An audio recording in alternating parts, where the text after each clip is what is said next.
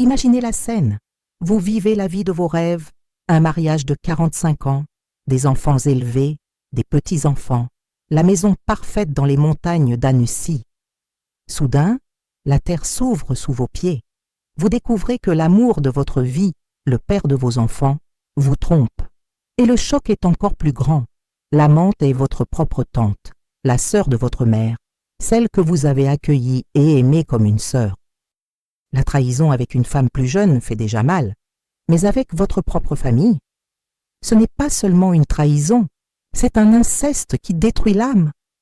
Si je ne m'étais pas réveillée de ce cauchemar, si je n'avais pas eu la force de riposter à ce coup bas cruel, je serais morte à l'intérieur, humiliée et enterrée vivante par ma propre chair.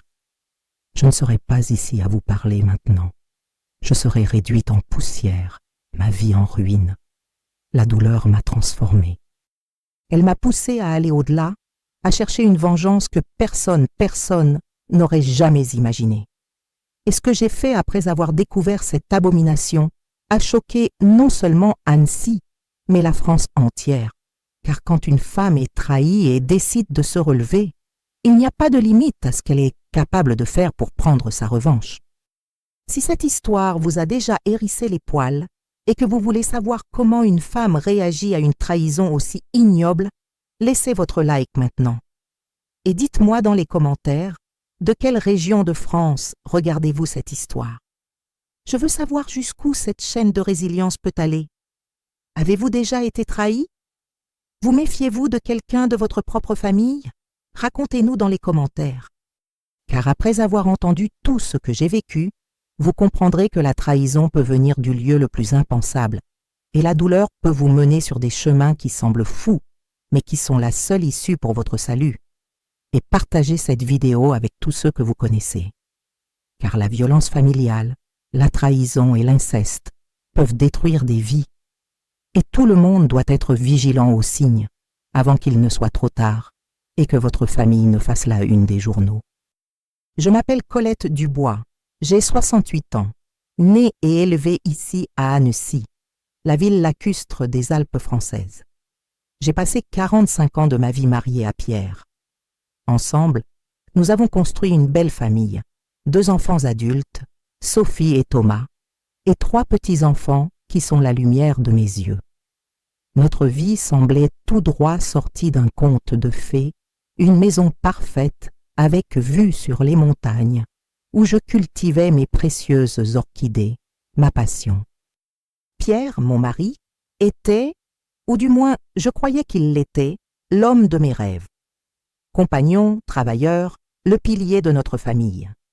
Ingénieur civil réputé, responsable des plus grands ouvrages de la région, respecté de tous.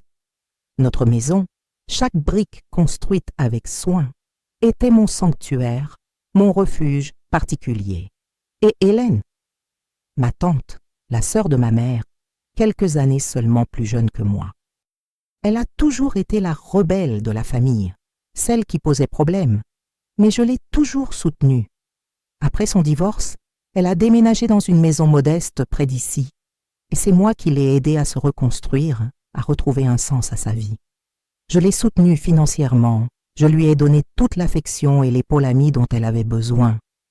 Je l'aimais comme une sœur, comme une partie de moi. Je faisais aveuglément confiance à Pierre.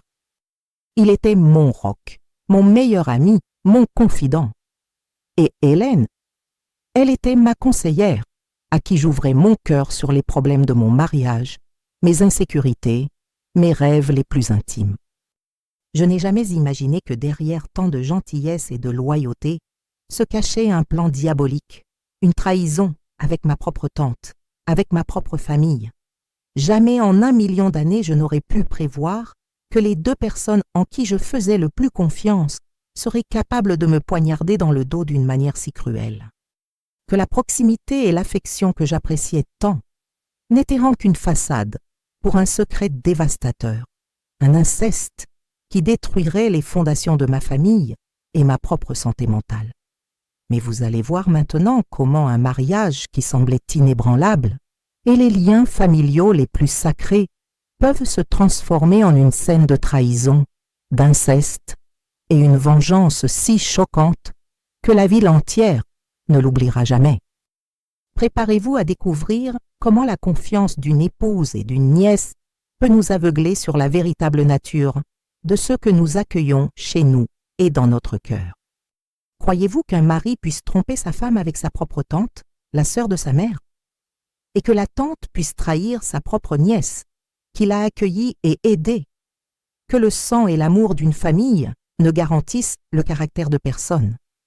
Dites-moi dans les commentaires si vous avez déjà soupçonné une trahison absurde dans votre famille. Car les signes étaient au là, criants, mais je me suis refusée à les voir, ou je n'ai pas voulu y croire. Pierre et Hélène ont toujours eu une proximité que, dans mon innocence, je trouvais normale. Après tout, c'étaient des parents. Ils riaient des mêmes choses, avec des blagues internes, et Pierre louait toujours Hélène pour son intelligence et sa bonne humeur. Je voyais tout cela comme une amitié familiale inoffensive, un lien d'affection entre des personnes qui s'appréciaient. Hélène, la dissimulatrice, me donnait même des conseils sur la façon de raviver la flamme de mon mariage, de surprendre Pierre au lit. Elle se disait ma meilleure amie, ma confidente la plus loyale. « Colette, tu dois rallumer la flamme. Ton mari mérite le meilleur de toi. » Moi, le cœur ouvert, je l'écoutais attentivement, sans me douter qu'elle était en fait en train de tisser la toile de ma propre destruction. Au cours des dernières années, Pierre et Hélène ont commencé à voyager pour le travail ensemble, avec une fréquence effrayante. Il disait qu'elle l'aidait avec la comptabilité de certains chantiers, que c'était un partenariat professionnel crucial. Moi, la naïve, je pensais que c'était une bonne opportunité pour elle de se refaire financièrement et pour lui d'avoir quelqu'un de confiance extrême à ses côtés. Ils passaient des week-ends entiers loin, dans des villes voisines, toujours avec les excuses les plus tirées par les cheveux, visiter des fournisseurs éloignés ou évaluer des terrains reculés. Pendant ce temps, moi, l'épouse dévouée, je restais à la maison, m'occupant de ma serre d'orchidées, de mes petits-enfants, sans la moindre idée qu'ils menaient une double vie luxueuse et secrète, juste sous mon nez. Le comportement de Pierre à la maison a commencé à changer radicalement. Il était plus distant, froid, moins affectueux et toujours collé à son téléphone portable, envoyant des messages en secret avec un sourire énigmatique sur le visage. Quand je posais des questions, il sortait les mêmes phrases toutes faites. « Affaire de travail urgente » ou « affaire de bureau qui ne t'intéresse pas ». Et moi, bête, je le croyais, car je n'ai jamais imaginé qu'il serait capable de me mentir de cette manière cruelle. Hélène aussi s'est transformée. Elle venait moins chez moi, était toujours trop occupée. Et quand elle apparaissait, elle restait silencieuse, observatrice, avec un regard qui, aujourd'hui je le réalise, était fait de culpabilité, de triomphe déguisé ou d'un mélange des deux. J'essayais d'engager la conversation, mais elle changeait toujours de sujet, disait qu'elle était épuisée ou avait une terrible migraine. Le plus cruel de tout était de voir leur numéro d'acteur. Lors des déjeuners du dimanche des fêtes de fin d'année, ils étaient là, à mes côtés, feignant la normalité, m'embrassant, tandis que la trahison et l'inceste rongeaient tout de l'intérieur. Le poison était distillé à petites doses quotidiennes, juste sous mon nez. Et moi, aveugle, je ne voyais rien. C'est alors que j'ai commencé à avoir un pressentiment, une intuition viscérale qui me disait que quelque chose n'allait pas du tout, qu'un mal invisible rôdait autour de ma maison. L'odeur du parfum sucré d'Hélène, imprégnée dans la chemise de Pierre, une boucle d'oreille qui n'était pas la mienne jetée sur le siège de sa voiture, la façon dont il se regardait par-dessus mon épaule, avec un éclat complice dans les yeux quand il pensait que je ne les voyais pas. Les signes s'accumulaient, criant en silence, mais mon cœur, encore amoureux, refusait de croire à la vérité. Si vous sentez la rage monter en vous à cause de cette trahison, et que vous réalisez que Pierre et Hélène agissaient déjà comme de véritables vipères, laissez un like maintenant, et dites-moi dans les commentaires, Auriez-vous le courage d'enquêter sur une suspicion aussi douloureuse que celle-ci? Car la découverte qui va suivre est si dévastatrice qu'elle va vous retourner l'estomac. La goutte d'eau qui a fait déborder le vase, le moment qui a scellé mon destin et m'a ouvert les yeux sur l'enfer que je vivais, fut un voyage de Pierre à Paris. Soi-disant, il allait à un congrès d'ingénierie pour 3 jours. Le même jour, Hélène, la dissimulatrice, m'a dit qu'elle allait rendre visite à une amie malade dans la capitale. Le jour où Pierre devait rentrer, j'étais radieuse, impatiente de le retrouver. J'ai préparé son déjeuner préféré, rangé la maison impeccablement, mis mes plus belles orchidées sur la table. Mais il n'est pas arrivé à l'heure convenue. Et son portable, inaccessible. L'inquiétude a commencé à se transformer en angoisse. J'ai appelé son bureau, sa maison, tous nos amis communs. Personne n'avait de nouvelles. C'est alors que le couperet, cruel et lourd, a commencé à tomber. S'il était à un congrès, pourquoi ne répondait-il pas? Pourquoi Hélène était-elle aussi injoignable, comme s'ils avaient disparu de la carte?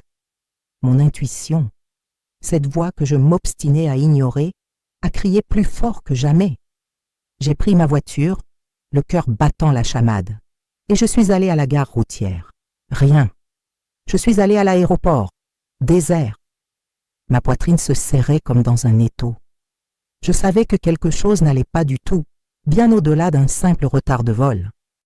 J'ai décidé d'aller chez Hélène. Arrivé là, j'ai frappé à la porte à plusieurs reprises, mais personne n'a répondu. La porte était entr'ouverte, une invitation silencieuse à ma propre destruction. Je suis entré lentement, l'appelant, appelant Pierre. Le silence dans la maison était assourdissant et un frisson glacial a parcouru ma colonne vertébrale. Je me suis dirigé vers la chambre d'Hélène, la porte était fermée. Je l'ai ouverte doucement, et ce que mes yeux ont vu là a détruit mon âme en 1000 morceaux, déchiré mon cœur, pulvérisé ma confiance. Pierre et Hélène étaient au lit, ensemble nus. Le flagrant délit était indéniable, brutal, déchirant. Mon monde, construit en 45 ans, s'est effondré en quelques secondes. Il m'a vu et a sauté du lit comme un animal effrayé. « Colette, ce n'est pas ce que tu penses. » Hélène, paralysée de honte, a couvert son corps avec le drap, les yeux écarquillés. « Maniaque, ce n'est pas ça. » Les excuses, pathétiques, résonnaient dans l'air. Mais la vérité criait plus fort, tandis que je sentais mon cœur se briser en 1000 éclats de verre. Je ne pouvais pas parler. La douleur était si accablante qu'elle devenait physique, comme si on m'avait enfoncé un couteau rouillé dans la poitrine. Mes jambes ont tremblé, et je suis tombée à genoux sur le sol, sentant le monde tourner. Les larmes coulaient, chaudes, mais c'étaient des larmes de fureur, d'humiliation, d'une haine si profonde que je ne savais même pas qu'elle existait. La trahison, avec ma propre tante, la personne que j'avais aidée, à qui j'avais confié mes secrets les plus intimes, était plus qu'impardonnable. C'était une aberration. Pierre a essayé de s'approcher, les mains tendues, la voix étranglée. « Colette, pardonne-moi, c'était une erreur, je t'aime. » Une erreur?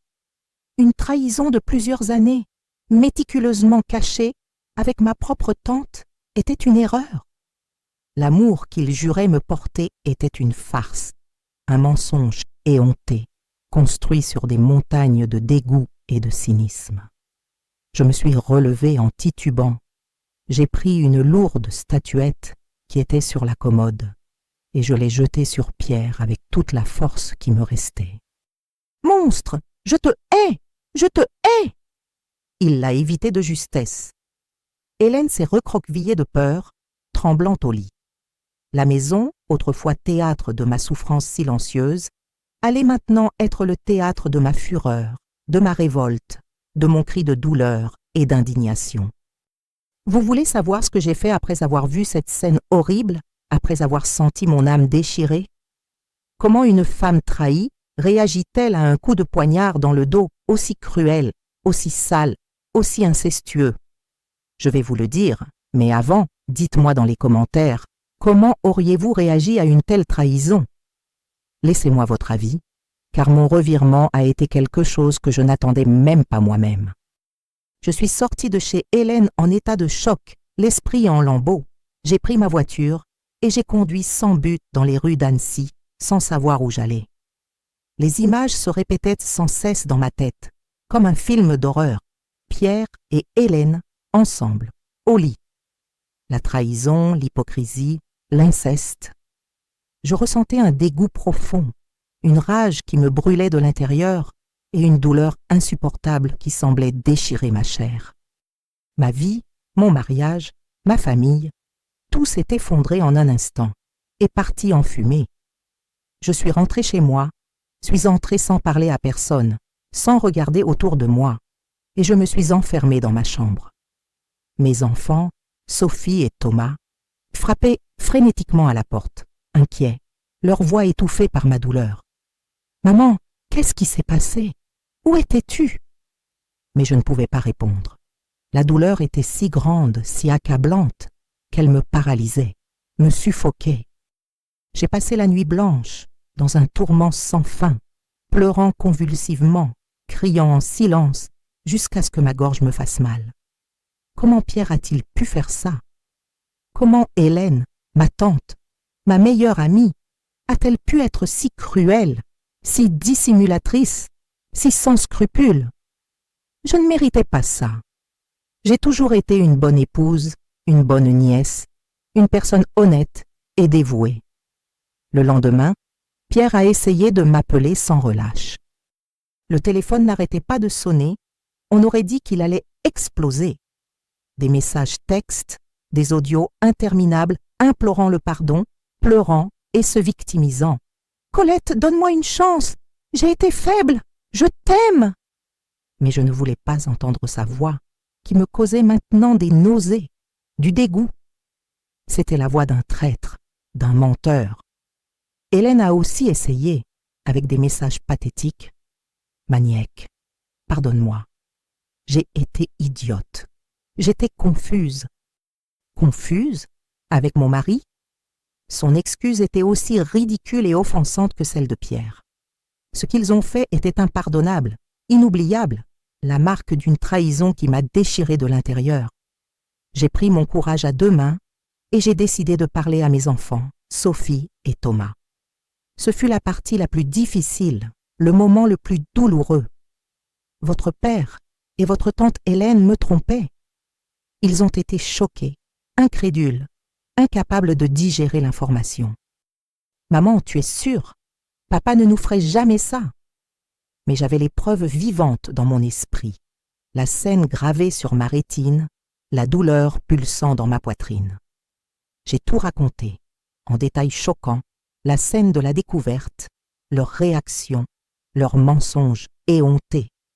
J'ai montré les signes que j'avais ignorés, les petits indices que, dans mon ingénuité, j'avais laissé passer. Mes enfants, peu à peu, ont digéré l'information. Leur déception envers leur père et leur tante était visible, douloureuse, leur innocence se perdant là, devant mes yeux. Sophie, ma fille aînée, les yeux flamboyants, a dit « Maman, tu ne peux pas laisser ça comme ça. Tu ne peux pas pardonner. Ils ont détruit notre famille. Ils t'ont détruite. » Thomas, mon fils, plus silencieux et introspectif, m'a juste serré fort dans ses bras, les yeux humides, sans pouvoir retenir ses larmes. Leur soutien inconditionnel a été ce qui m'a donné la force dont j'avais besoin pour ne pas sombrer complètement, pour ne pas abandonner la vie. C'est à ce moment-là que j'ai décidé. Je n'allais pas me victimiser. Je ne serais pas la femme trahie qui pleure dans les coins et accepte le destin cruel qu'on lui a imposé. J'allais me relever et j'allais riposter. Et ma riposte serait si choquante, si inattendue, qu'elle ferait que Pierre et Hélène regretteraient amèrement, jusqu'au dernier jour de leur vie, ce qu'ils m'avaient défait. Si vous pensez que j'ai bien fait de décider de riposter, qu'on ne doit pas baisser la tête face à une telle trahison, laissez un like maintenant. Et partagez cette vidéo pour que d'autres femmes voient qu'il est possible de se relever après une trahison cruelle et que la vengeance peut être douce et surprenante. Car ce que j'ai fait pour me venger était quelque chose que personne, pas même moi, n'attendait. Cette semaine-là, je dormais à peine. Mon esprit, autrefois tourmenté par la douleur, bouillonnait maintenant d'idées, de toutes les manières possibles de me venger, de faire ressentir à Pierre et Hélène la même douleur déchirante que la mienne. J'ai pensé à les dénoncer publiquement, à exposer la trahison et l'inceste à toute la ville, au monde. Mais je voulais quelque chose de plus percutant, quelque chose qui les atteindrait au point le plus faible, à la blessure la plus profonde, quelque chose qui les humilierait d'une manière que leur argent et leur statut ne pourraient pas effacer. C'est alors qu'une idée, qui au premier abord semblait folle, une totale insanité, a commencé à prendre forme dans mon esprit, comme un éclair dans un ciel serein. Une idée qui me mènerait sur un chemin inattendu, un raccourci pour ma vengeance, mais qui promettait un dénouement dévastateur, un coup de maître.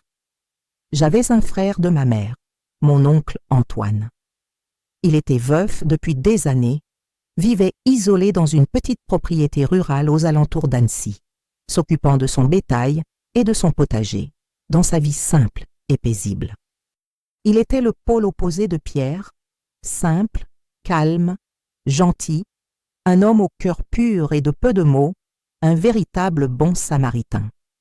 Antoine a toujours été un homme réservé, discret, mais il m'a toujours traité avec beaucoup de tendresse et de respect, avec une douceur que je voyais rarement.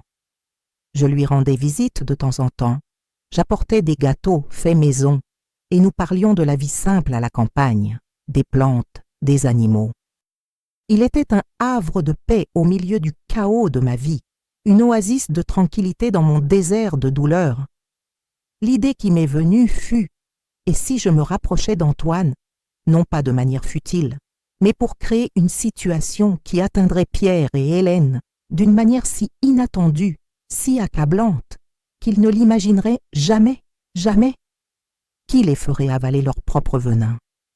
J'ai commencé à aller à la ferme de mon oncle Antoine beaucoup plus fréquemment. Je l'aidais au potager avec les animaux, avec tout ce dont il avait besoin.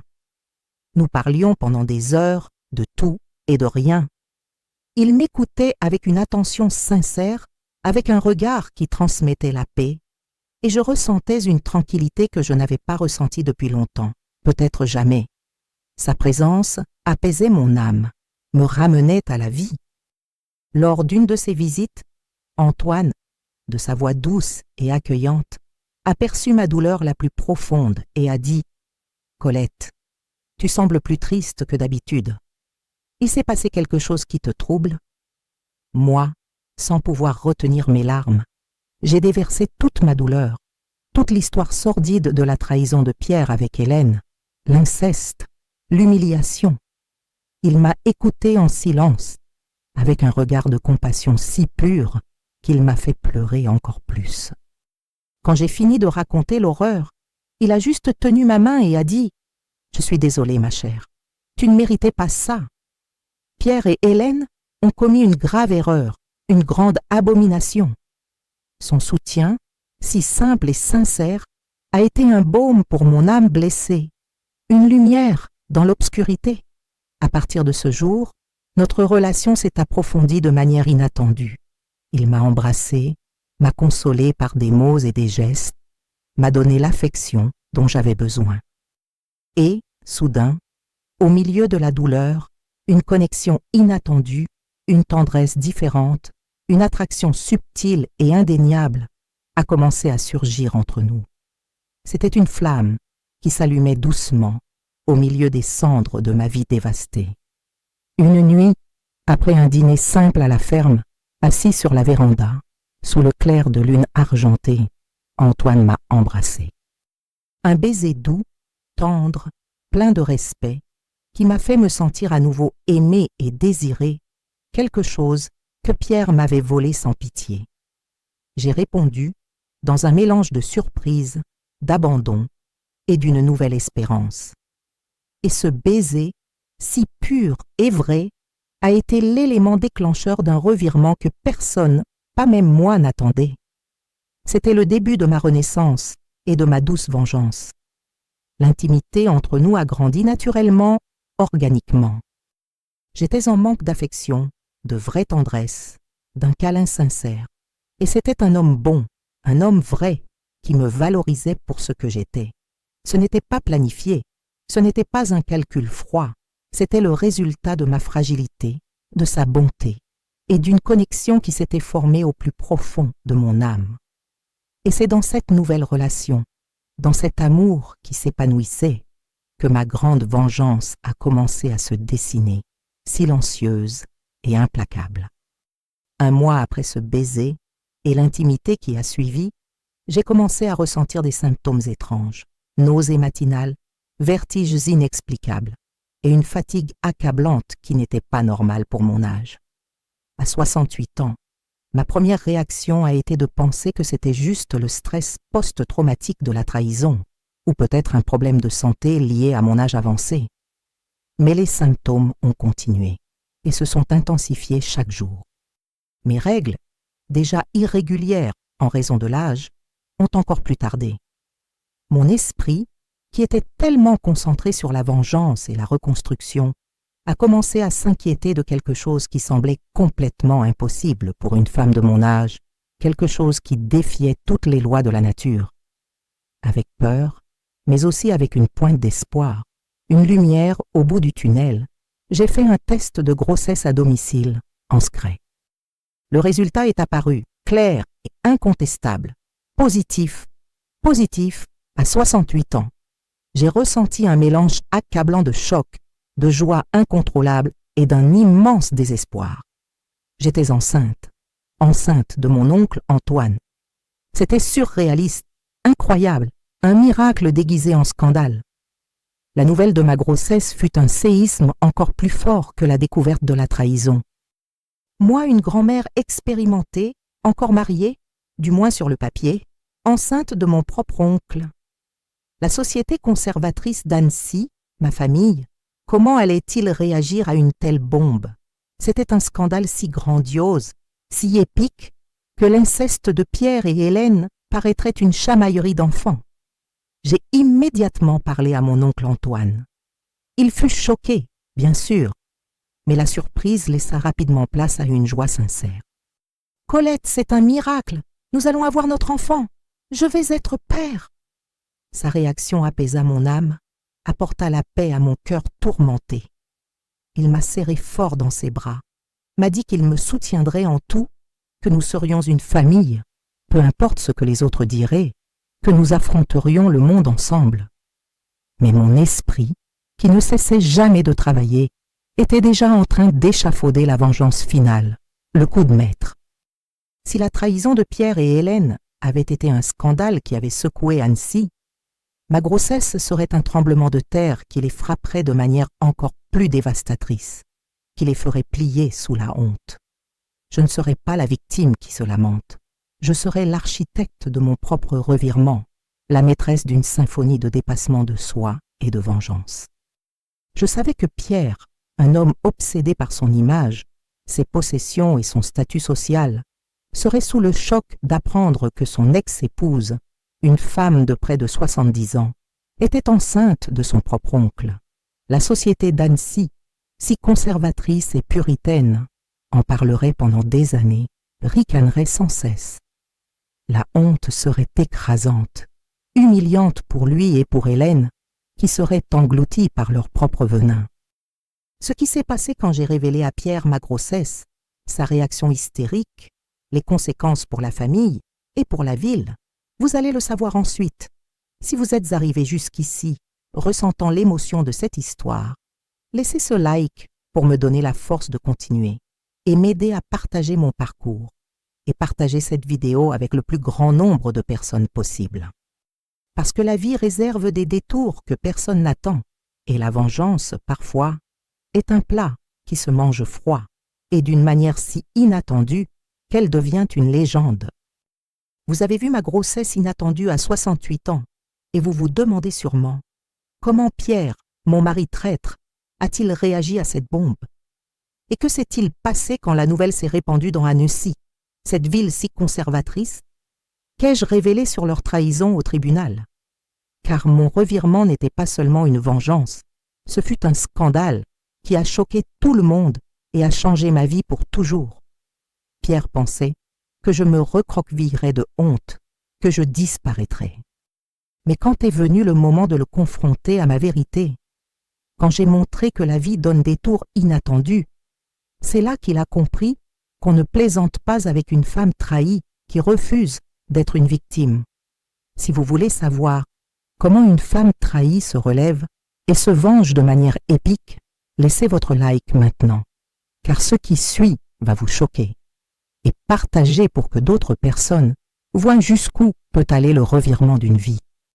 Après avoir confirmé ma grossesse et parlé à mon oncle Antoine, j'ai décidé que la nouvelle ne pouvait pas parvenir à Pierre indirectement. Je ferai l'annonce moi-même, en personne, pour voir sa réaction et savourer chaque seconde de son choc. Je devais le voir s'effondrer comme je m'étais effondré. Je l'ai appelé et lui ai demandé de me retrouver dans un café discret du centre-ville. Lui, pensant toujours que je cherchais une réconciliation, a accepté immédiatement. Il est arrivé tout souriant, essayant de m'embrasser, de demander pardon.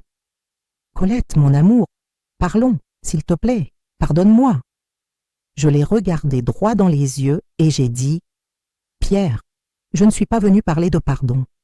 Je suis venu te donner une nouvelle qui va changer ta vie, et la mienne. » Il est resté confus, mais toujours avec ce sourire arrogant de quelqu'un qui croit avoir le contrôle de la situation. « Quelle nouvelle, Colette? Tu es revenue à la maison?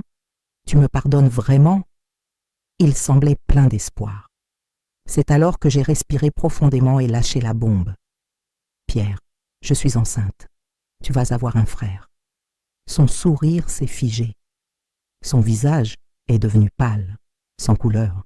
« Enceinte? Comment ça, Colette? Tu plaisantes? C'est impossible. » Il ne pouvait pas y croire. À 68 ans, l'idée d'une grossesse était absurde pour lui. Mais le plus gros choc était à venir. « Je ne plaisante pas, Pierre. Et le père? Le père, c'est Antoine. Mon oncle Antoine. » Ces mots l'ont frappé comme un coup de foudre. Il s'est étouffé avec son café, la tasse lui est tombée des mains et s'est brisée sur le sol. Ses yeux se sont écarquillés, remplis d'incrédulité et d'horreur. « Qu'Antoine? Ton oncle Antoine? Tu es folle, Colette. C'est une blague de mauvais goût. » Il a commencé à rire nerveusement, mais c'était un rire sans joie, de pur désespoir. « Toi et Antoine, c'est impossible, vous êtes de la même famille. » Je me suis levée, je l'ai regardé avec un sourire de satisfaction et j'ai dit « Eh bien oui, Pierre, impossible comme toi et Hélène dans mon lit, n'est-ce pas? Le monde tourne, et mon tour, mon cher, c'est avec ton oncle. » Son visage s'est tordu de rage, de honte et de terreur. Il a essayé de crier, mais la voix ne sortait pas. « Tu as fait ça exprès, pour m'atteindre. » Et j'ai réussi, n'est-ce pas, Pierre? Tu m'as trompé avec ma tante, je t'ai trompé avec mon oncle. La différence, c'est que ma trahison a une conséquence que tu n'oublieras jamais, un enfant. Il est sorti en courant du café, sous le choc, faisant tomber la chaise, laissant derrière lui la trace de son désespoir. Si vous avez vu la tête de Pierre et senti que la vengeance est un plat qui se mange froid, laissez un like. Et dites-moi dans les commentaires, pensez-vous que la vengeance de Colette était méritée? Parce que pour moi, c'est le revirement dont ma vie avait besoin. La nouvelle de ma grossesse s'est répandue dans Annecy, comme une traînée de poudre. D'abord, les rumeurs au café. Ensuite, les commérages dans les salons de coiffure. En quelques jours, la ville entière savait que Madame Colette, à 68 ans, était enceinte de son oncle Antoine, et que l'histoire venait après la trahison de Pierre avec Hélène. Mes commères, qui avant me regardaient avec pitié, me regardaient en maintenant avec un mélange de choc et d'admiration. « Colette, tu es une force de la nature, qui l'aurait cru ?» La ville était en émoi. On ne parlait de rien d'autre dans les conversations. Mes enfants, Sophie et Thomas, qui étaient déjà au courant de ma grossesse, m'ont soutenue, mais ont ressenti le poids du scandale. « Maman, es-tu prête pour ce qu'ils vont dire? Ils vont te juger, ils vont nous juger. » Je le suis, mes enfants. J'ai déjà été jugée pour la trahison. Maintenant, je serai jugée pour ma liberté.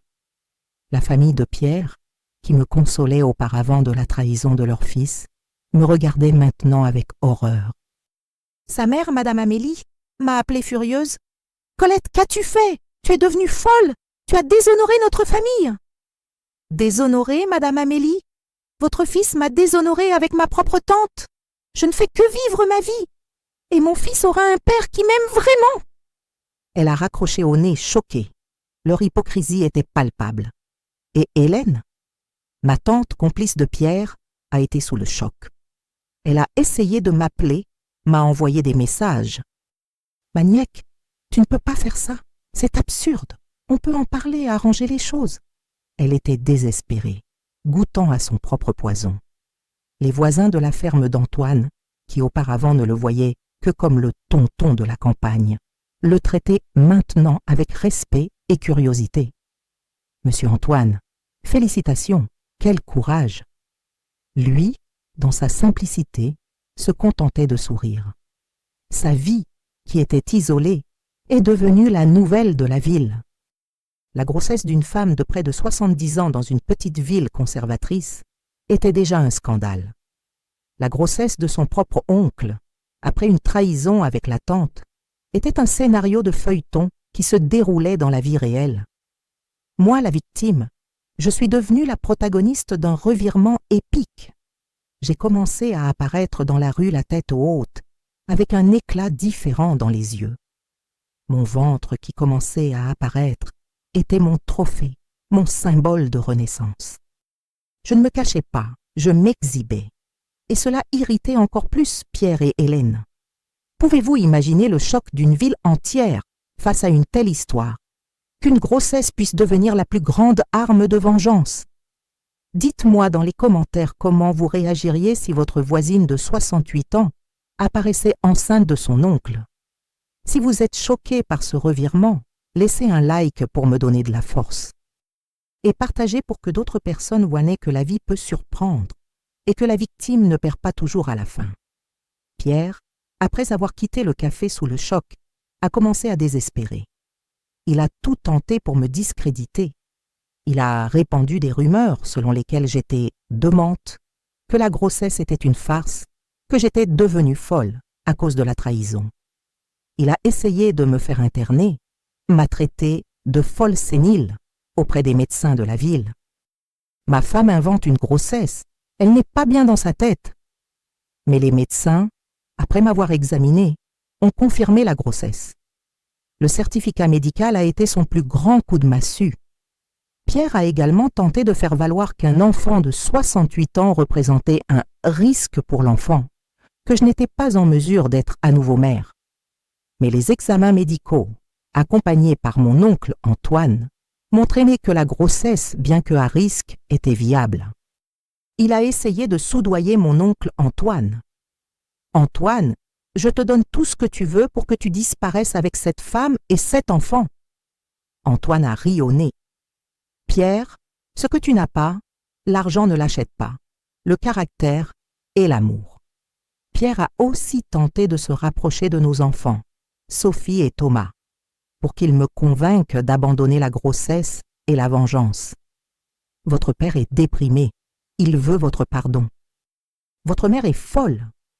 Mais mes enfants avaient déjà vu la vérité, et sa haine était ce qui les éloignait. Il a commencé à me suivre, à me surveiller, à tenter de s'introduire chez moi pour voler mes documents, cherchant un moyen de prouver que la grossesse était une fraude. J'ai installé des caméras de sécurité et déposé une plainte pour harcèlement. Son désespoir grandissait de jour en jour. Il perdait des contrats de travail, ses amis s'éloignaient, sa réputation autrefois impeccable était ternie. L'ingénieur respecté d'Annecy est devenu le mari qui a trompé sa femme avec sa tante et a été trompé par son oncle et un enfant inattendu.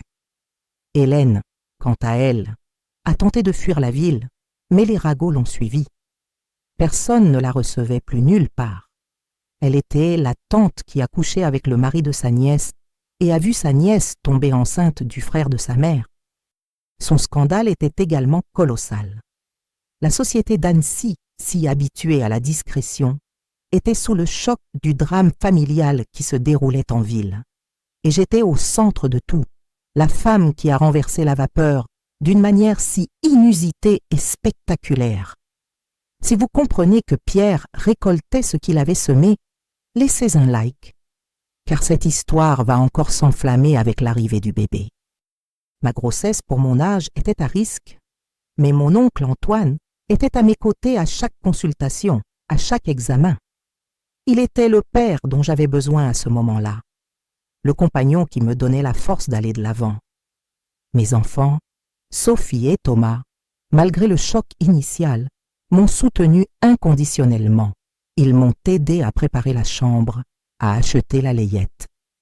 Ma petite fille, Marine, âgée de 10 ans, était rayonnante à l'idée d'accueillir le petit frère ou la petite sœur que sa grand-mère allait avoir. La ville continuait à être en ébullition. Tout le monde voulait savoir sur la grossesse miracle. Les émissions de télévision voulaient en faire des reportages, les magazines de potins voulaient des interviews exclusives. Mais je restais discrète. Je voulais vivre ce moment en toute tranquillité. À 9 mois, le 15 août, j'ai commencé à ressentir les douleurs de l'accouchement. Mon oncle Antoine m'a emmené à l'hôpital. L'équipe médicale était en alerte. C'était un accouchement à haut risque, mais l'émotion était palpable dans l'air. Après quelques heures de travail, avec mon oncle Antoine me tenant la main, mon bébé est né. Un beau garçon, fort, en bonne santé. Il a pleuré fort et a rempli la pièce de la vie que je pensais ne plus jamais avoir. Je lui ai donné le nom d'Antoine Junior, en hommage à son père et à ma renaissance. La naissance d'Antoine Junior fut un miracle. À 68 ans, j'avais donné naissance à un enfant. C'était la preuve vivante que la vie peut toujours nous surprendre et que la douleur peut laisser place à la plus grande des joies. La nouvelle de la naissance de mon fils s'est répandue comme une traînée de poudre. La ville d'Annecy, qui était auparavant sous le choc, était maintenant en fête. Le bébé miracle était la preuve que l'amour et la résilience peuvent tout vaincre, même la plus grande des trahisons. Pierre a appris la nouvelle de la naissance et est devenu encore plus furieux. Il a tenté de contester la paternité, a demandé un test ADN. Cet enfant n'est pas d'Antoine, c'est une supercherie. Le test ADN a été effectué. Le résultat, 99,9% de compatibilité avec mon oncle Antoine. La preuve irréfutable que la vie m'avait donné un nouveau départ et à lui, une nouvelle raison de regretter amèrement. La vengeance, qui n'était auparavant que la mienne, avait maintenant un visage, celui de mon fils, Antoine Junior. Pierre ne s'est pas résigné à la nouvelle et au résultat du test ADN. Il a intenté une action en justice pour demander la garde du bébé, alléguant que moi, à 68 ans, je n'avais pas les conditions physiques et mentales pour m'occuper d'un nouveau-né. Madame est âgée, elle est sénile, cet enfant a besoin de parents jeunes. Ce fut une bataille juridique épuisante. L'avocat de Pierre, l'un des meilleurs de la ville, a tout tenté pour me discréditer en tant que mère. Il a présenté de faux rapports psychiatriques, des témoins achetés, tout pour prouver que j'étais incapable. Mais j'ai eu le soutien de mon oncle Antoine, qui s'est présenté comme le père biologique et a demandé la garde avec moi. Mes enfants, Sophie et Thomas, ont témoigné en ma faveur, montrant que j'étais une mère exemplaire et qu'Antoine était un père aimant. Mes voisines, mes commères, les gens de la communauté, tous sont venus témoigner en ma faveur. Madame Colette est la meilleure mère que nous connaissons. C'est une guerrière. Elle élèvera ce bébé avec tout l'amour. Le juge, après avoir analysé toutes les preuves, les dépositions et mon histoire, a rendu sa sentence. La garde du mineur, Antoine Junior, sera accordée à Madame Colette Dubois et à Monsieur Antoine de Silva, parents biologiques qui ont démontré toutes les conditions nécessaires pour pourvoir aux soins et à l'amour dont l'enfant a besoin. Victoire écrasante. Pierre a quitté le tribunal humilié une fois de plus. Sa tentative de me discréditer et de me prendre mon fils a échoué lamentablement. Ce bébé, qu'il voulait utiliser pour m'atteindre, est devenu ma plus grande preuve de force et de dépassement de soi. Hélène, quant à elle, a disparu d'Annecy. Je ne l'ai plus revue. La honte et le poids de la culpabilité l'ont fait disparaître. Pierre, sans son soutien, et avec toute la ville le regardant avec mépris, a commencé à dépérir. Si vous êtes fiers de ma victoire au tribunal, laissez un like et dites-moi, pensez-vous que Pierre a mérité tout ce qui lui est arrivé? Car pour moi, la justice divine fut implacable. Après la sentence, Pierre a tout perdu. Ses contrats de travail ont disparu, sa réputation d'ingénieur renommé est tombée à l'eau. Ses amis se sont éloignés, sa famille l'a renié. Il est devenu un paria dans la ville. La maison qu'il valorisait tant, qui était le symbole de notre mariage, est devenue un fardeau. Il ne pouvait plus y vivre, entouré des souvenirs de la trahison et de mon triomphe. Il a mis la maison en vente, mais personne ne voulait acheter la maison du scandale. Pierre a tenté de déménager dans une autre ville, mais l'histoire l'a suivi.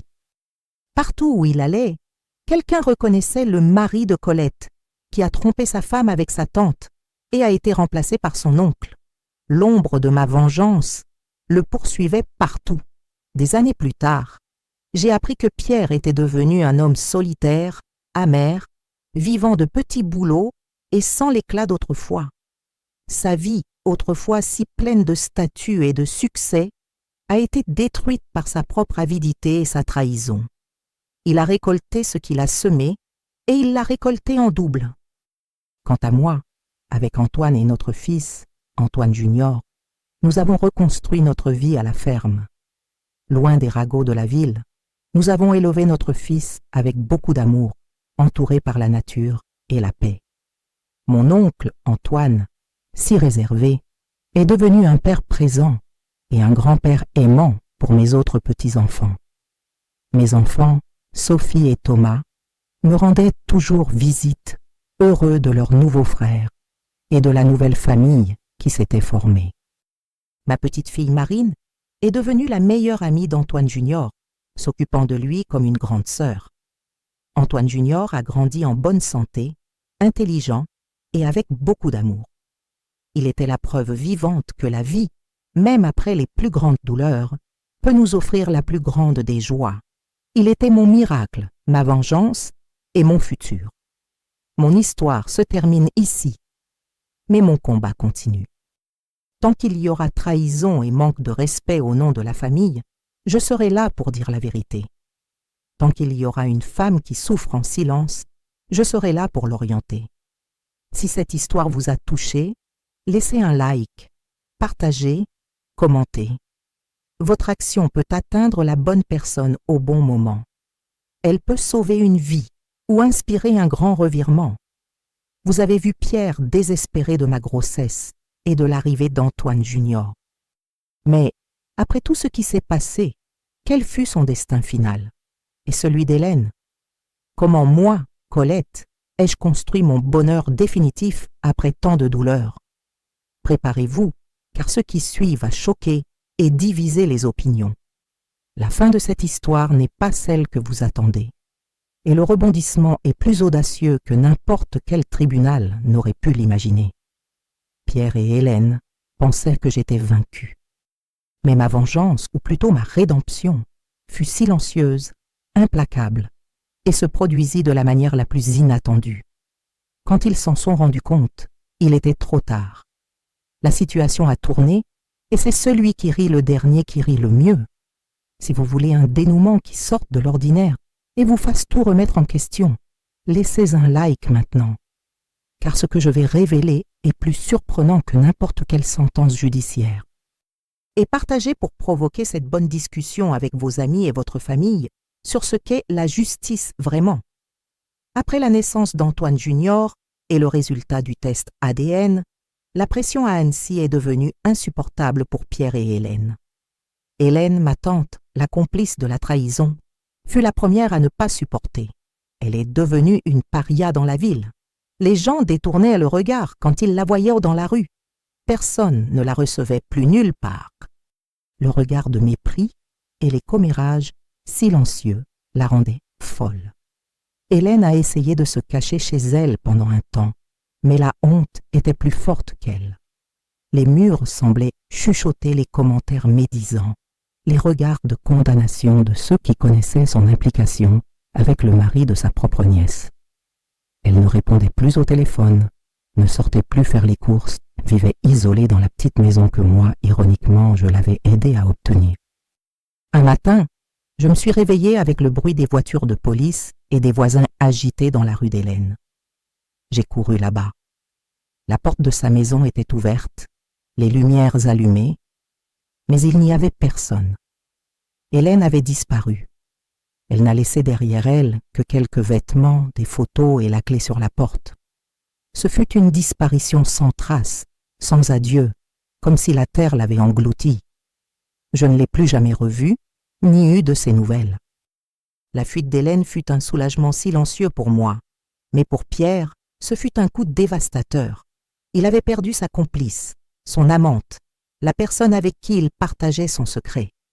Sans elle, il se retrouva seul, exposé, sans endroit où se cacher du jugement public. La vie de Pierre s'est rapidement démantelée. Les contrats de travail qu'il avait en tant qu'ingénieur réputé ont été annulés un par un. Les grands clients ne voulaient plus associer leur nom à l'ingénieur du scandale. Les appels ont cessé, les invitations ont disparu. Son agenda, autrefois plein, est resté vide.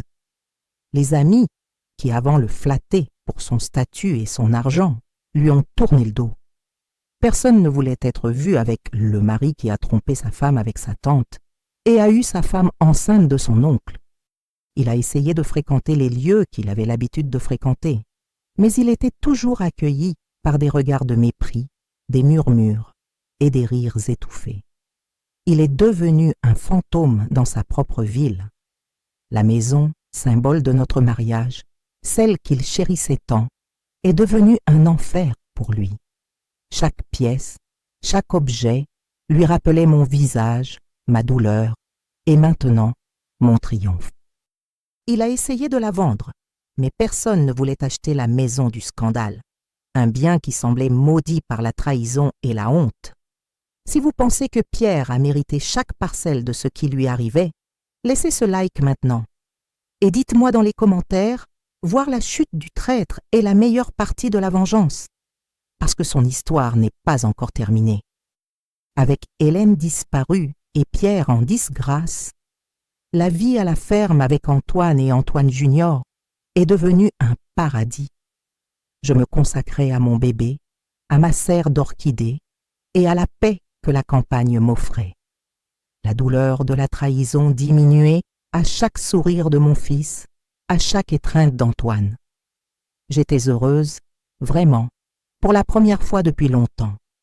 Mes enfants, Sophie et Thomas, visitaient la ferme chaque fois qu'ils le pouvaient, amenant les petits-enfants. C'était un nouveau foyer, une nouvelle famille. Antoine était un merveilleux grand-père pour eux et un père dévoué à notre fils. La vie suivait son cours, légère et pleine d'amour. Environ 3 ans après la naissance d'Antoine Junior, alors qu'il marchait déjà et prononçait ses premiers mots, j'étais en ville en train de faire des courses, dans le même supermarché que je fréquentais depuis des décennies. C'est là que je l'ai vu. Pierre. Il était différent, très différent. Maigre, les vêtements froissés, les cheveux gris et ébouriffés. L'éclat qu'il avait l'habitude d'avoir dans les yeux avait disparu, remplacé par un regard vide, presque sans vie. Il poussait un chariot de course avec peu d'articles, du pain, du lait, un morceau de fromage. Rien du luxe d'avant. Il m'a vu. Nos regards se sont croisés. Pendant un instant, le monde s'est arrêté. J'ai ressenti un mélange de surprise, une pointe de pitié et la satisfaction de voir qu'il avait récolté exactement ce qu'il avait semé. Il a tenté de détourner le regard, mais je ne l'ai pas laissé faire. Avec Antoine Junior dans mes bras, beau et souriant, je me suis approchée. « Pierre, ça fait longtemps. » Ma voix était calme, sans haine, juste la constatation d'un destin qu'il avait lui-même construit. Il a dégluti, sans savoir quoi dire. « Colette, comment vas-tu » Sa voix était faible, presque un murmure. « Je vais très bien, Pierre. Bien mieux que lorsque tu me trompais avec ma tante. » Il a baissé la tête, honteux.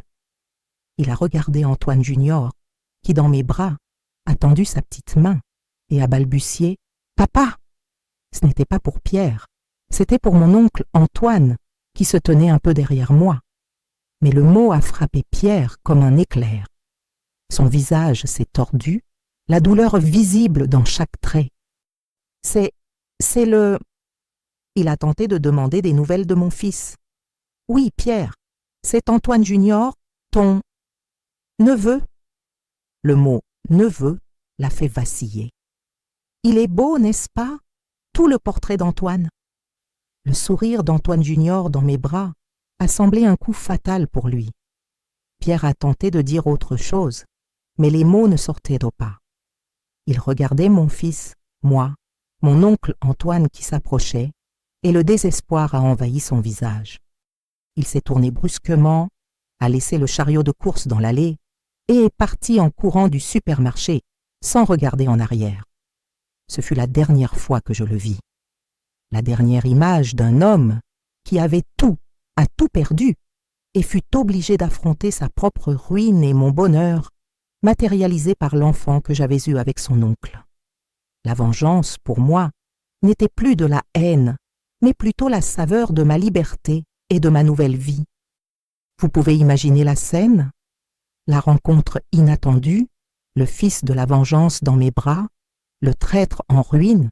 Dites-moi dans les commentaires, qu'est-ce que vous pensez qui s'est passé dans la tête de Pierre à ce moment-là? A-t-il mérité cette fin? Si vous êtes choqué par cette scène et par le destin de Pierre, laissez un like pour me donner de la force. Et partagez pour que plus de gens voient que la vie peut renverser la situation de façons inimaginables. Parce que mon revirement a été complet. Ma vie à la ferme avec Antoine et Antoine Junior était la paix dont je n'avais jamais su que j'avais besoin. Nous nous réveillions avec le chant des oiseaux, l'odeur de la rosée et la lumière du soleil entrant par la fenêtre. Antoine, avec sa simplicité, m'a appris à aimer la terre, à vivre de ce qu'elle nous donnait. Notre routine était simple, mais pleine de sens.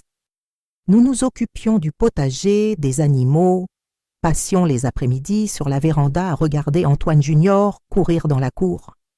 Antoine était un père exemplaire, patient, aimant, dévoué. Il me faisait rire, me faisait me sentir en sécurité, aimé pour de vrai. Mes enfants, Sophie et Thomas, ainsi que mes petits-enfants, venaient toujours. La ferme est devenue le point de rencontre de la famille. Les enfants adoraient l'air pur, les animaux et le grand-oncle Antoine qui racontait des histoires et faisait des blagues.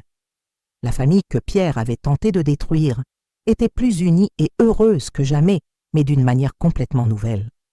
Moi qui vivais autrefois dans le luxe et les événements sociaux d'Annecy, je me suis parfaitement adapté à la vie à la campagne. Mes orchidées fleurissaient plus luxuriantes que jamais dans la nouvelle serre qu'Antoine avait construite pour moi. J'étais en paix avec mes choix, avec ma nouvelle réalité. La douleur de la trahison s'était transformée en cicatrices, mais des cicatrices de dépassement, pas de défaite. Mais il y avait un secret, un détail sur Antoine que j'ai gardé pour moi pendant longtemps, et qui explique beaucoup de notre connexion et pourquoi il a été le partenaire parfait pour ce revirement. Quelque chose qu'il m'a raconté après un long moment, quand notre relation était déjà solidifiée.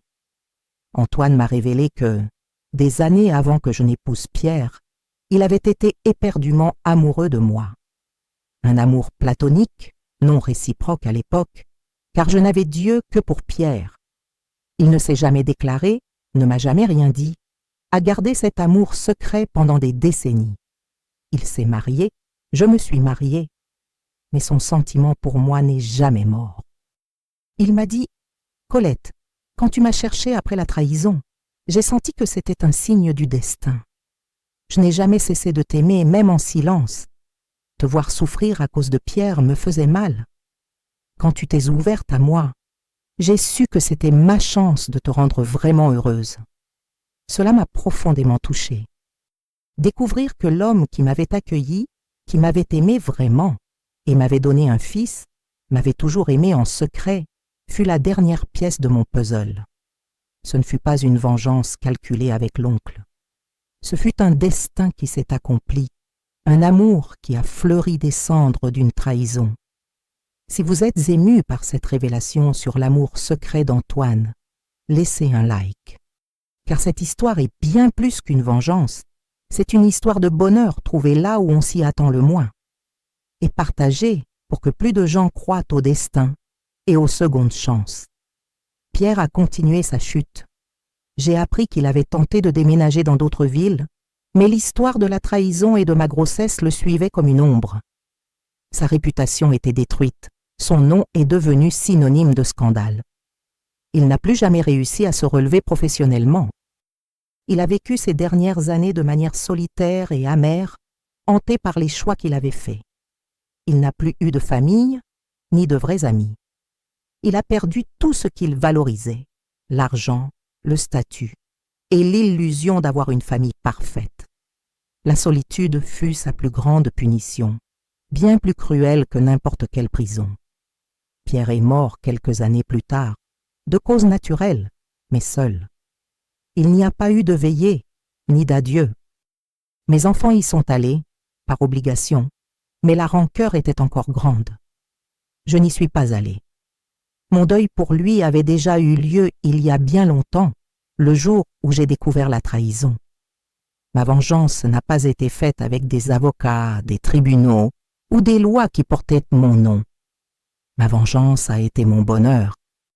Ce fut ma capacité à me relever des cendres, à trouver un amour véritable là où je m'y attendais le moins, et à donner naissance à une nouvelle vie quand tout le monde disait que c'était impossible. Ce fut ma plus grande victoire sur lui. La leçon pour Pierre fut claire.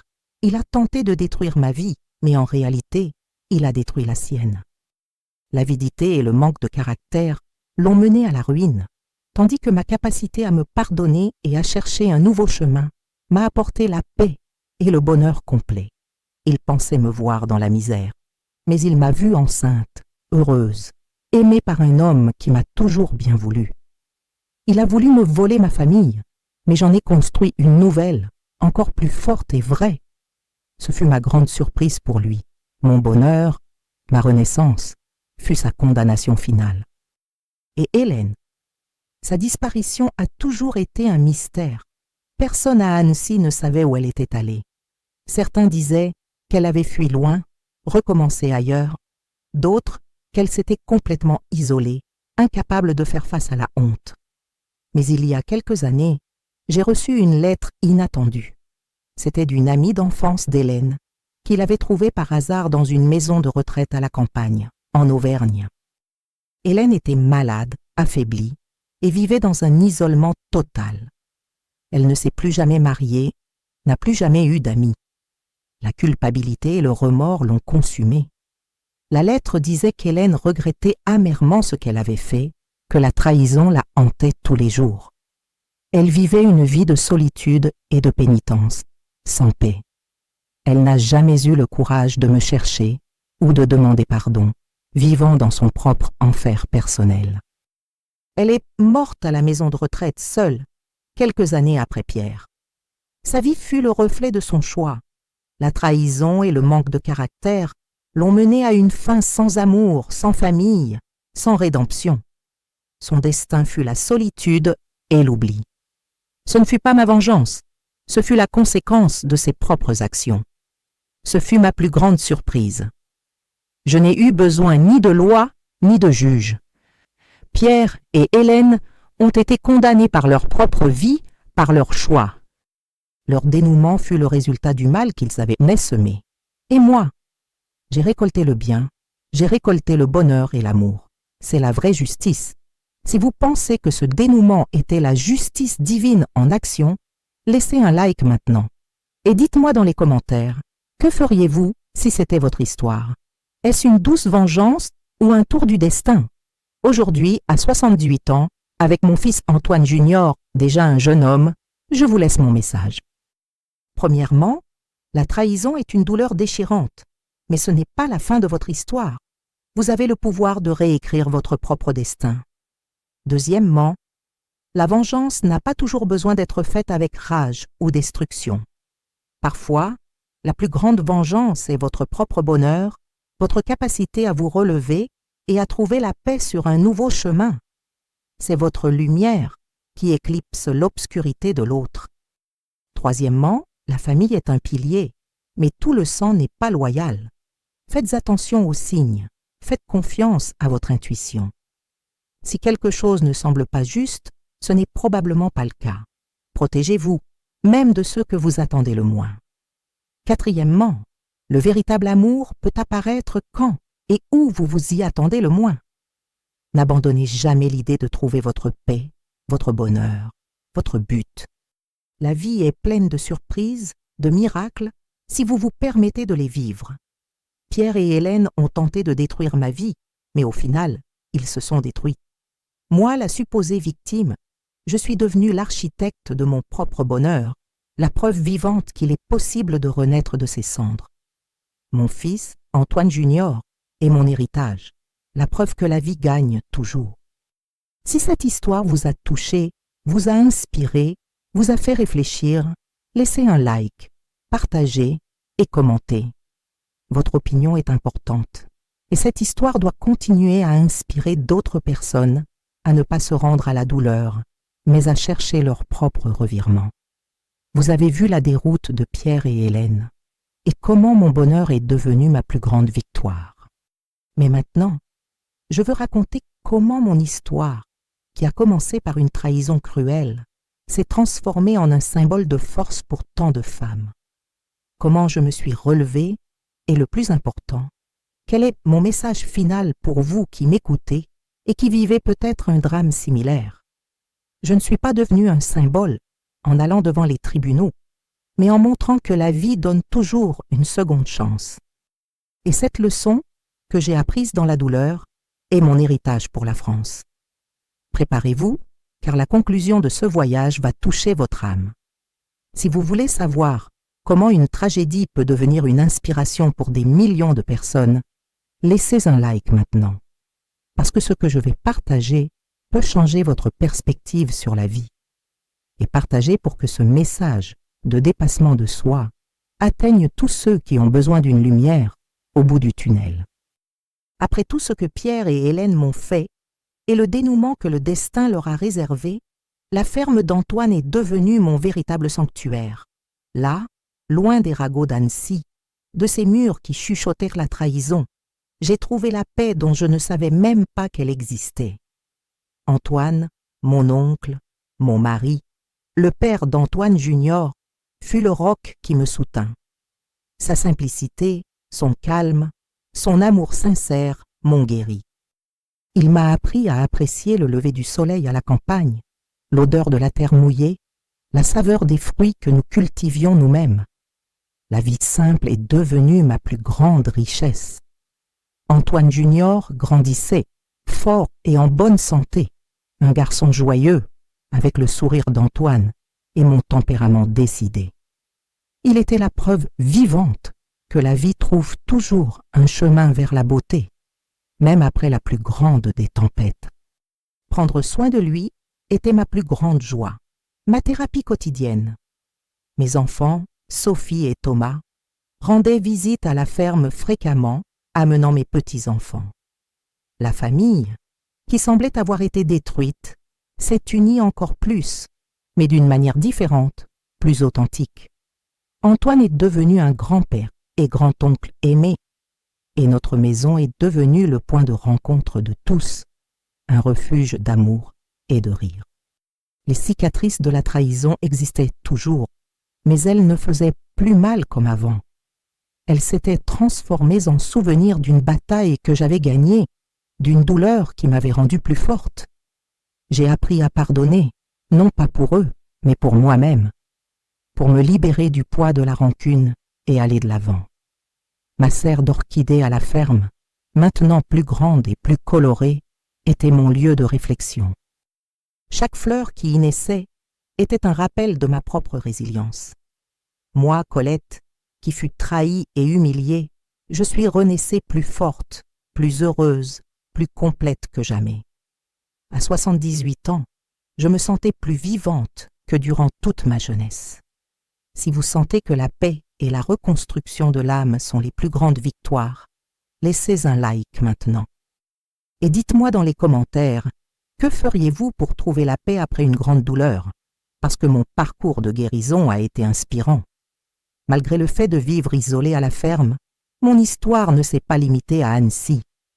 Ce scandale, la trahison avec la tante, la grossesse inattendue, la chute de Pierre et Hélène, tout cela a été commenté, murmuré, et peu à peu est devenu une sorte de légende urbaine qui s'est répandue de bouche à oreille. Un jour, j'ai reçu un appel d'une journaliste d'un grand journal national. Elle avait entendu les rumeurs de mon histoire et voulait la raconter à la France. J'ai hésité, j'ai craint l'exposition, mais Antoine m'a encouragée. « Colette, ton histoire peut aider beaucoup de gens. Ta douleur n'a pas été vaine. » Le reportage a été publié avec le titre « La grand-mère enceinte qui a renversé le jeu de la trahison ». La photo montrait Antoine Junior, souriant, dans les bras d'Antoine, et moi, à côté, avec un éclat dans les yeux que la souffrance n'avait jamais pu éteindre. L'article parlait de mon courage, de ma résilience, de mon revirement inattendu. L'impact fut gigantesque. En peu de temps, mon téléphone a commencé à sonner sans arrêt. Des emails et des lettres arrivaient par milliers. Ce n'étaient pas des journalistes qui demandèrent des interviews, mais des femmes de toute la France, racontant leurs propres histoires de trahison, de douleur, de désespoir familial. « Madame Colette, mon mari m'a trompée avec ma propre sœur. Je me sens humiliée, sans force. Ma belle-mère me vole et mon mari la défend. Je ne sais pas quoi faire. Mon oncle a toujours profité de ma mère âgée et maintenant il veut l'héritage. » Des centaines d'histoires, toutes avec un point commun, la douleur de la trahison familiale et la recherche d'une issue. J'ai réalisé que mon histoire n'était pas unique. C'était l'écho de milliers d'autres vies, une voix pour ceux qui étaient silencieux. Je n'étais pas une spécialiste, je n'avais pas de solution juridique, mais j'avais mon expérience, mon dépassement et la preuve vivante qu'il était possible de se relever. Ma maison à la ferme est devenue une sorte de cabinet informel. Je répondais à toutes les lettres, à tous les emails, avec des mots d'encouragement, de soutien. Je partageais mon vécu, ce que j'avais appris sur le pardon, sur la force intérieure, sur l'importance de se prioriser. Beaucoup de femmes m'appelaient ensuite, pleurant de soulagement.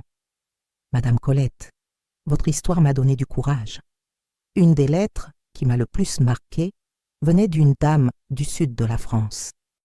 Elle racontait qu'après avoir lu mon histoire, elle avait décidé de quitter un mariage abusif et de reconstruire sa vie à 70 ans. Madame m'a montré qu'il n'est jamais trop tard pour recommencer. Madame a sauvé mon âme. Vous voyez le pouvoir d'une histoire de vie? Comment une expérience douloureuse peut se transformer en un phare d'espoir pour tant de personnes? Dites-moi dans les commentaires, quelle histoire de dépassement de soi vous a vraiment inspiré? Si vous ressentez l'impact de cette vague de dépassement de soi, laissez un like pour renforcer cette chaîne et partagez pour que ce message de courage et de renaissance atteigne chaque recoin de notre pays. Mon histoire est devenue virale, non pas parce que j'ai cherché la célébrité, mais parce qu'elle a touché une blessure profonde dans la société, la trahison et les abus familiaux. Moi, Colette, la grand-mère enceinte de l'oncle, je suis devenue, sans le vouloir, une voix qui appelait à la résilience et au courage. J'ai commencé à être invitée à donner des conférences dans de petits groupes de soutien pour femmes, dans des églises, dans des associations de quartier. Je parlais de ma douleur, de mon revirement, de ma grossesse à 68 ans comme un miracle de Dieu et de ma propre force. Je ne parlais pas de lois ou de tribunaux, je parlais de vie, d'âme, de renaissance. Mon message était simple mais puissant. Tu n'es pas la victime de ton histoire, mais l'auteur de ton futur. S'il te donne un citron, fais-en une limonade. Ou dans mon cas, un enfant avec ton oncle. Le public riait, pleurait et s'inspirait. Les femmes m'embrassaient à la fin, les larmes aux yeux, me remerciant pour le courage que je leur transmettais. J'ai participé à un documentaire indépendant, réalisé par une jeune cinéaste, intitulé « Le miracle de Colette ». Le film a été projeté dans des festivals, a remporté des prix et a touché les cœurs dans tout le pays. Mon histoire est devenue un exemple que la vie, même si elle essaie de vous abattre, peut toujours être réinventée. Je ne suis pas devenue activiste politique, ni n'ai fondé d'ONG. Mon activisme était personnel, c'était du 1 à 1, c'était chaque lettre répondue, chaque appel pris, chaque étreinte donnée. Mon héritage était le témoignage vivant de mon propre dépassement et la croyance inébranlable que chaque femme porte une force gigantesque en elle. Mon fils, Antoine Junior, aujourd'hui âgé de 10 ans, est un garçon heureux qui grandit entouré d'amour et d'une histoire de vie unique. Il sait qu'il est venu au monde de manière inattendue, mais il sait aussi qu'il est le fruit d'un amour véritable et d'un dépassement qui a transformé la douleur en vie. Il est ma plus grande fierté, ma preuve que le bien peut toujours fleurir, même dans les pires circonstances. La société parle encore de mon histoire, avec curiosité, avec choc, mais aussi avec admiration. J'ai montré qu'il n'y a pas d'âge pour recommencer, pour trouver un nouvel amour, pour avoir un enfant, pour se venger positivement, pour être heureuse. Ma vie en est devenue la preuve. Si vous sentez que le plus grand héritage est la vie que l'on construit et les vies que l'on touche, laissez un like maintenant, parce que l'impact de mon histoire a dépassé tout ce que j'aurais pu imaginer. Et partagez pour que votre histoire puisse aussi devenir une source d'inspiration. Aujourd'hui, à 78 ans, je regarde en arrière et je ne regrette rien. Chaque douleur, chaque larme, chaque rebondissement m'a mené jusqu'ici. La trahison de Pierre et Hélène a été le catalyseur de ma renaissance, de la découverte d'un amour que je ne savais même pas qu'il m'attendait, et du don d'un enfant qui a illuminé ma vieillesse. Ma vie avec Antoine est faite de complicité, de paix, d'un amour mature et tranquille. Il est mon roc, mon confident, le merveilleux père d'Antoine Junior. Nous sommes une famille atypique, oui, mais pleine d'amour, de respect et de joie. Ce que la société pense ne nous affecte plus. Mes petits-enfants ont grandi en voyant ma force, ma capacité à me relever. Ils ont appris que la famille n'est pas seulement définie par des liens de sang, mais par des liens d'amour, de respect et de loyauté. Ils ont vu ce qui arrive avec la trahison et ce qui arrive avec le dépassement. C'est la plus grande leçon que je puisse leur laisser. Je n'ai pas eu besoin de lois ou de tribunaux pour obtenir justice. Ma justice a été de voir Pierre se consumer dans sa propre solitude et de voir Hélène disparaître dans son propre enfer de culpabilité. Ma justice a été d'avoir mon bonheur complet, ma famille reconstituée et le don d'un nouveau fils dans mes bras. Ce fut ma sentence finale pour eux. Cette histoire, qui ressemble à un scénario de film, est ma vraie vie. C'est la preuve que la vie, même si elle nous châtie, nous donne toujours la chance de réécrire le scénario, de renverser la table, de chercher notre propre vengeance, non pas avec haine, mais avec amour et dépassement de soi. Ne vous abandonnez jamais à la douleur de la trahison. N'acceptez jamais d'être une victime. Utilisez cette douleur comme carburant pour votre propre revirement. Cherchez votre paix, votre bonheur, votre renaissance. Peu importe votre âge, peu importe votre passé. La vie vous donne toujours la chance d'un nouveau départ. Si vous vous sentez inspiré par ce message de vie et de dépassement de soi, laissez votre like maintenant. Et dites-moi ici dans les commentaires, qu'en porteriez-vous de cette histoire dans votre propre vie? Quelle est votre principale réflexion? À vous, femmes, qui me regardez et vous sentez perdue, trahie, humiliée, votre douleur est valide, votre colère est juste. Mais ne vous y attachez pas. Utilisez-la comme moteur. Votre force est en vous. Je l'ai trouvée à 68 ans. Vous pouvez trouver la vôtre à tout âge. N'ayez pas honte de recommencer, de retomber amoureuse, de chercher un nouveau but, même si cela semble fou aux autres. La vie est à vous, et le bonheur est votre droit. À vous, hommes, qui m'écoutez, traitez votre partenaire avec respect, avec loyauté, avec amour. La trahison ne détruit pas seulement une relation, elle détruit des âmes, des familles, des héritages. Les conséquences peuvent être plus lourdes que vous ne l'imaginez. À la société, regardez les aînés avec plus d'affection. Ils ont des histoires, ils ont de la vie, ils ont des rêves. L'âge ne les rend ni invisibles, ni incapables d'aimer, de vivre, de recommencer. Respectez la sagesse et la force de ceux qui ont beaucoup vécu. L'histoire de Colette Dubois n'est pas seulement l'histoire d'une trahison, c'est l'histoire d'un miracle. C'est l'histoire d'une femme qui est allée en enfer et en est revenue, emportant avec elle la preuve que l'amour, la foi et la résilience peuvent vaincre n'importe quelle adversité. Je suis Colette Dubois. J'ai survécu à la trahison la plus cruelle. J'ai trouvé l'amour là où je m'y attendais le moins. Et j'ai donné naissance à une nouvelle vie quand tout le monde disait que c'était impossible. Ma vengeance a été mon bonheur. Ma victoire a été ma paix et je ne regrette rien. Si cette histoire a touché votre cœur, si elle vous a fait réfléchir, si elle vous a inspiré à aller de l'avant, laissez votre like, partagez avec vos amis et commentez. Votre action peut être la lumière dont quelqu'un a besoin en ce moment même. Merci beaucoup de m'avoir écouté jusqu'à la fin.